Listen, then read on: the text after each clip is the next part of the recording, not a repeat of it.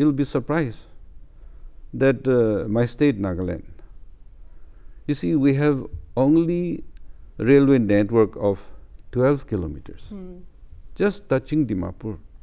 And that station is there since British time, before India independence. So the activities, our proposal for connecting Kohima, the capital, it's still in the process. The sanction was in 2006. So you can imagine, after 10 years, that is still struggling to catch up. Why is it so? Is it just the geography of the area which is a restrictive thing? There are many factors, because these are insurgency areas. People are not forthcoming or having free kind of functioning. So that may be one factor. Land issues are also there. But if the ministry aggressively pursue, there's no problem to handle it. I think something is moving right now. Now also we had proposed for the foothill road from Dimapur to Tizit, that is last of bordering Assam and Nagaland, Manipur, Assam, and then it goes to Myanmar and China. So all these foothills, because up in the hills bearing capacity is limited. People have to come down to the foothills, right, where connectivity is good, right, then economic activities can take place. But these are also kept pending since 2013-14. Fine. It is in the Pink Book, but budget a lot needs to be done here. Allocation is not done. Okay. And that is approved from the railway project. It should be national project, particularly in Northeast, because right now it may not be viable. See, you might have heard about Tuli pepper mill, Nagaland and Hindustan pepper mill in Tuli. There, just some 9 kilometers to from Amguri to that position. So the ministry says that, the railway board says that it is not economically viable, and it is put a stop. So when you look at these things, and then you talk so much about Loki's policy, right? Then again, you're hinting that it really presents a very grim picture, because if at all we have this levels of disconnectivity, then that is something which really needs to be addressed. Without connectivity, economy or backwardness cannot be improved. It can never come forward.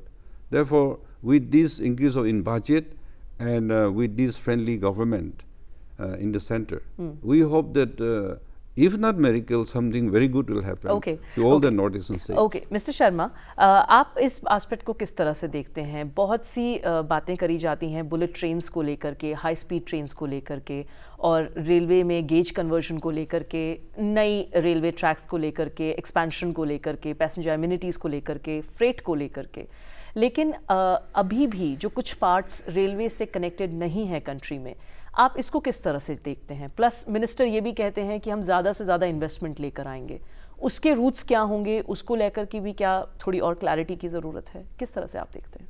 देखिए, पहले तो माननीय प्रधानमंत्री जी खुद चिंतित हैं कि rail network को बढ़ाया जाए. उसके लिए पहला काम किया कि सुरेश प्रभु जो एनडीए गवर्नमेंट थी तो भी मंत्री थे, बड़े योग्य मंत्री थे, उनको रेल मंत्री बनाना, ये बहुत बड़ा एक कदम था माननीय प्रधानमंत्री जी का. और जब से सुरेश प्रभु जी मंत्री बने, इन्होंने 15-16 का बजट दुगना कर दिया, और ये भी घोषणा कि नई ट्रेनें नहीं चलेगी, पिछला सुधार किया जाए. यानी नए घर को बनाना असल में पुराने को ठीक करने में काफ़ी टाइम लगता है. आज स्थिति वही रेल की बनी हुई है. कई सरकारें आई, वो अपने मनमाने ढंग से रेलों का विस्तार करती चली गई, लेकिन धरातल पर कुछ दिखा नहीं. उस काम को पूरा करने की योजना उन्होंने बनाई है, और ये बहुत बड़ी उपलब्धि रहेगी. और जिस तरह सुरेश प्रभु जी पूरे देश में घूमकर हर यानी में एक नई चीज़ जो इस बार देखने को उनकी मिली कि जैसे हम उत्तर भारत के आते हैं तो सारे एमपी को बुलाना, जो जनरल में दोनों हमारे पढ़ते हैं फिरोजपुर और अम्बाला के, उनके साथ बैठकर सारे एमपी से बैठे, सारी योजना बनी, कौन नई ट्रेनें चलेंगी, कौन रेल ट्रैक नए बिछाए जाएंगे, उनकी सारी बातें सुनकर बैठ में प्रावधान करना, एक नया कदम उन्होंने उठाया. और उसके बड़े अच्छे सफल सार्थक रहा हो. हम सब एमपी, हिमाचल के, पंजाब के, हरियाणा के, चंडीगढ़, हम सारे बैठे उनके साथ, तो सारी योजनाओं को उन्होंने अंतिम रूप दिया है. और जिस तरह हम अपेक्षा करते हैं कि भारत आगे बढ़े, बुल ट्रेन की बात करते हैं, लेकिन माननीय रेल मंत्री ने जैसे इस बार रेल विस्तार बदलने के लिए 5 पॉइंट बनाए हैं। पहला तो कि 77 नए रेल प्रोजेक्ट बनाए जाएंगे, इस तरह 5 भागों में उन्होंने बांटा है और जो उनकी कार्यकुशलता उसमें कोई कमी नहीं, हमें विश्वास है। बट शर्मा जी, आपको क्या लगता है प्रायोरिटी के हिसाब से रेलवेज में कौन सा पहला सुधार है जो आपको लगता है कि सबसे पहले करना चाहिए? क्या कनेक्टिविटी एक सबसे इम्पॉर्टेंट एस्पेक्ट है जिसको कि कवर करना ज़रूरी है जब हम रेलवेज में होने वाले सुधारों को लेकर के बात करते हैं? तो जी बिल्कुल बिल्कुल। अब मैं छोटा सा जैसे बॉर्डर की बातें करूँ आपसे कि मैं लेह की बात करता हूँ, हिमाचल प्रदेश में वर्षों से चाइना बॉर्डर पर हम रहते हैं। वहाँ चाइना की ट्रेन आ चुकी, एयरपोर्ट बन चुके, लेकिन हम ट्रेन वहाँ तक नहीं पहुँचाए। लेकिन इस बार पहली उपलब्धि रही माननीय नरेंद्र मोदी जी के इस कार्यकाल में कि माननीय रेल मंत्री प्रभु जी ने ये घोषणा की और हिमाचल को 354 करोड़ की राशि भी जारी कर दी, 3 अरब 54 करोड़ की।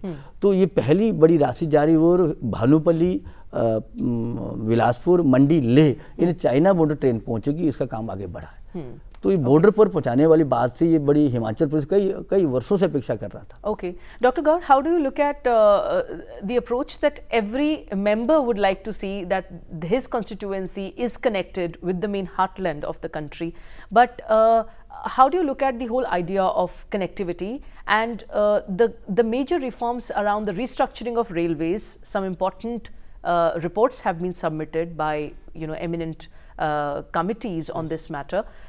How do you look at those aspects, and do you think that the railway minister would like to address those issues too today in his speech? As I told you earlier, we should totally look at the railways from different angle. What happened earlier is, whoever the railway minister from whichever state he comes, it is as if the budget is going to be 50% allotted to that state. That was the earlier. That need to be changed. Second thing I wish, today my view would be, I think recently there is a committee which was reported total game changer, how the business is done, how the accounting is done, how the financing is done, we have to raise the railways to the standard, means unless until, see, ultimately it's a baaton se kaam nahi hota. You have to invest the money.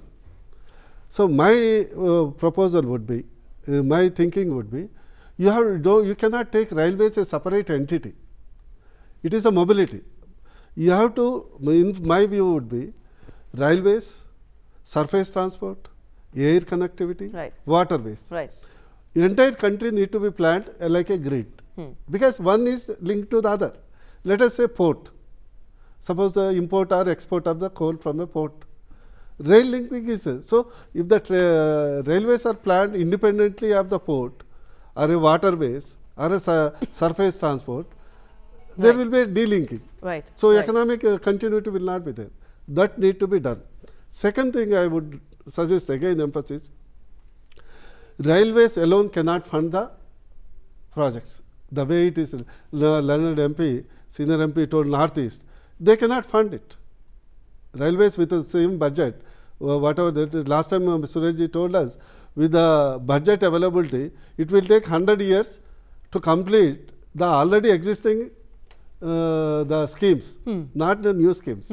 At that means existing schemes only 100 years means. That's right. So that is the scenario, actual scenario. We need to change it. There has been a lot of pending projects. Third, what is surprising after becoming MPC, if you have 1,000 crore project, every budget you allot 5 crores.